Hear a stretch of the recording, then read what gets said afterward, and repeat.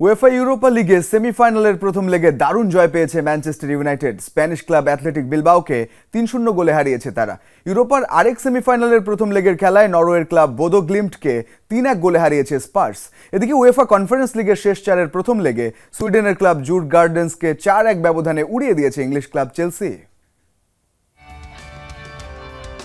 UEFA Europa লিগে athletic বিলবাওয়ের মাঠে শুরু থেকে বল দখলে এগিয়ে থাকার চেষ্টা চালায় ম্যানচেস্টার ইউনাইটেড। খেলা ৩০ মিটার মাথায় ডেডলক ভাঙে রেড ডেভিলস।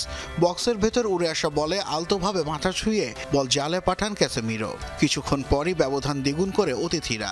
বক্সের ভেতর গার্নাচোকে অবৈধভাবে ট্যাকেল করলে ভিএআর এর সাহায্যে পেনাল্টির নির্দেশ দেন রেফারি। ৩৭ মিনিটের সফল স্পট কিকে ব্যবধান দ্বিগুণ করেন ব্রুনো ফার্নান্ডেজ। আর বিরতিতে যাওয়ার আগে নিজের দ্বিতীয় গোলের মাধ্যমে স্কোর লাইন ৩-০ করেন এই মিডফিল্ডার। দ্বিতীয়ার্ধে ম্যাচে ফেরার চেষ্টা করলেও গোলের দেখা পায়নি অ্যাথলেটিক বিলবাও। ফলে ভালো অবস্থানে থেকে সেমিফাইনালের প্রথম লেগ শেষ করল ম্যানচেস্টার ইউনাইটেড। ইউরোপার আরেক সেমিফাইনালের শুভ সূচনা করে টটেনহ্যাম হটস্পার।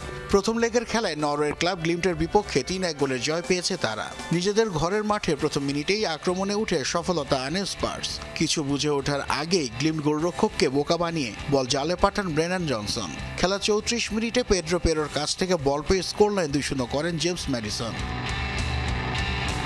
বিরতির পর প্রতিরোধ করার চেষ্টা চালালেও উল্টো গোল হজম করে বসে নরওয়ের ক্লাবটি। ৬৪ মিনিটের সফল স্পট কিক থেকে টটেনহ্যামকে ৩-০ করে এগিয়ে নেন ডোমিনিক সোলাঙ্কি।